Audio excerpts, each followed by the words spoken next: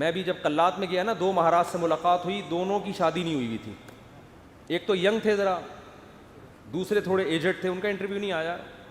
تو وہ بھی نہیں, اتنے بڑی عمر کے ہو گئے, ان کے بچے گھوم رہے ہیں وہاں. میں نے بار بار پوچھا یہ بچے آپ کے ہیں؟ کہنے نہیں میرے نہیں ہیں. پھر میں نے پوچھا یہ بچے آپ کے ہیں؟ کہنے میرے نہیں ہیں. بھائی میں نے تو شادی نہیں کی. ایک دم میرے شوق ہوا, میں نے کہا بھائی مہاراج کیا کر رہے ہو؟ اس میں پرانے کوئی ڈائلاگ یاد ہے نا, وہ مہاراج اس طرح کے ایک دم اسٹائل سے آتا تھا, وہ مہاراج. تو میرے منہ سے ایک دم مہاراج آپ اپنی ایج دیکھو,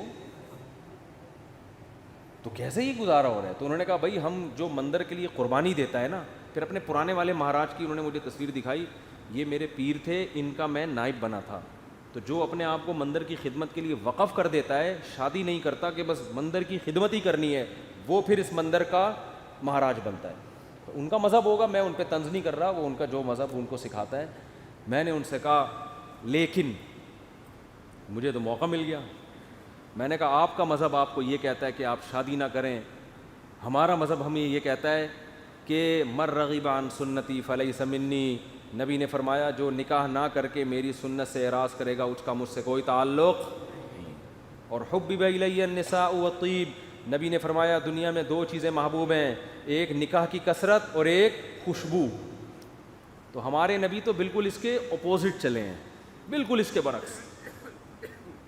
تو یہ نہیں کہ نکاح کرنا ہے, کثرت نکاح کی ترغیب ہے. میں نے کہا ہم تو رہبانیت کے بالکل اگینسٹ چلتے ہیں. تو مجھے اس وقت وہ حدیث سمجھ میں آئی کہ آپ عیسائی بھی یہ کرتے تھے, پادری, نکاح نہیں کرنا. تو ہمارے نبی نے فرمایا تم نے ان کو فالو نہیں کرنا, نا ہم تو کثرت سے. تو مجھے لگ رہا تھا وہاں بیٹھ کر کہ یہ جو مہاراج ہیں وہ مہاراج کے چہرے پر نا افسردگی کے آثار تھے. یہ پہلے والے جو مہاراج جن کا انٹرویو آیا یہ تو پھر بھی ینگ تھے, تھوڑے سے اچھے صحیح. دوسرے والے مہاراج افسردہ, گھٹنوں میں بھی پرابلم, کچھ مسائل بھی تھے بیماریوں کے. تو میں مہاراج سے ریکویسٹ کرنے والا تھا کہ کر لیں شادی, یہ مسائل آپ کے نیچرل لائف کا کوئی آلٹرنیٹ نہیں ہے, مندر کی خدمت شادی کر کے بھی ہو سکتی ہے. اب شادی کی ہوتی یہ بچے آپ کے ہوتے ہیں, یعنی اسی جیسے ان کو لگا دیتے مندر کی خدمت پہ. اگر آپ کا یہ نظریہ ہے, میں ترغیب نہیں دے رہا ہوں ان کو, کیا خیال ہے؟ جیسے ہمارے بیٹے ہیں تو میری خواہش ہے کہ یار وہ بیٹے عالم بنے, اللہ خواہش کو پورا کرے. مہاراج میں جو باتیں آپ سے کر رہا ہوں آپ تنہائی میں بیٹھ کے ان باتوں پہ غور کریں. اب اللہ کرے اب تک کر رہے ہو غور, چکر میں تو ڈال دیا ہم نے, مہاراج کو ہم نے چکر میں ڈال دیا.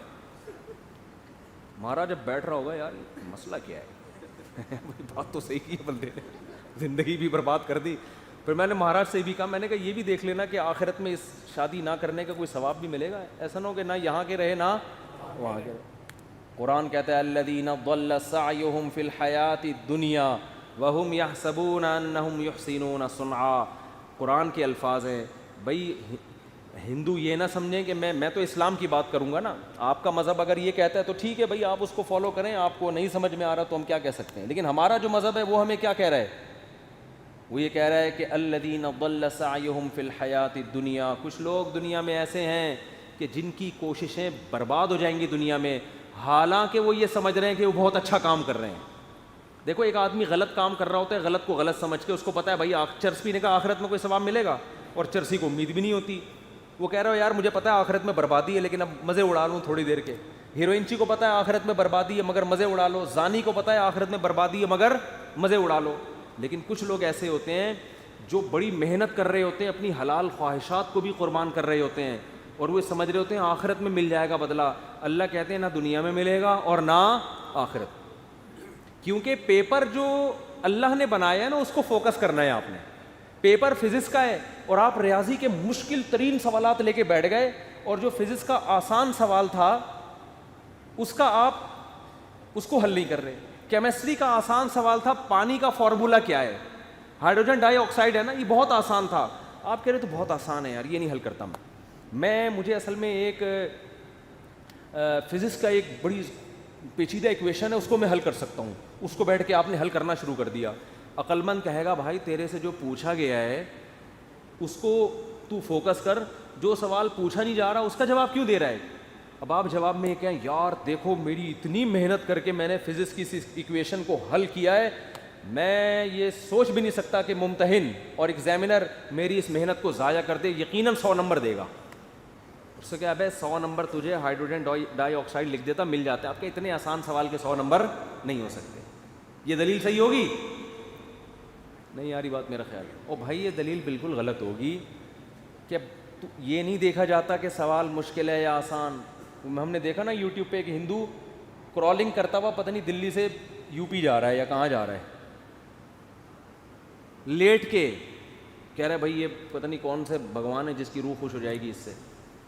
تو آپ محنت بہت کر رہے ہیں, اس کا رزلٹ کیا ہے؟ 0.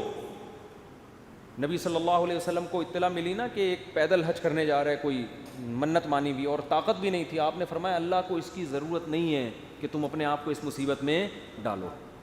یہ تو تمہاری اپنی تمہاری وہ ہے نا. اگر آپ میں استطاعت نہیں اور آپ پیدل جا رہے ہیں حج کرنے کے لیے, تو یہ وہ چیزیں جو آپ نے اپنے اوپر لازم کر لی ہیں. تبھی قرآن کہہ رہا ہے لا تحرموا طیبات ما احل اللہ لکم, جو پاکیزہ چیزیں اللہ نے حلال کر دی ان کو حرام مت کرو, اپنے اوپر خامخواہ کی پابندیاں مت لگاؤ. ان پابندیوں سے تم تو ڈپریشن میں جا سکتے ہو, صحت برباد کر سکتے ہو. یہ ہم سے امیدیں مت لگانا کہ آخر میں تمہیں آخرت میں اس کا اجر ملے گا. 0 نمبر ہوں گے تمہارے, بلکہ الٹا گناہ ہوگا. تو میں ان سے کہہ رہا تھا بھائی تم شادی کر لیتے, بیوی بچے ہوتے, تمہاری ڈیزائرز پوری ہوتی, صحت اچھی ہوتی, تمہیں اولاد ملتی, اولاد کے تو دیکھ کے انسان کی بانچیں کھل جاتی ہیں. لیکن مہاراج کا اپنا نظریہ, وہ اپنی سوچ. بہرحال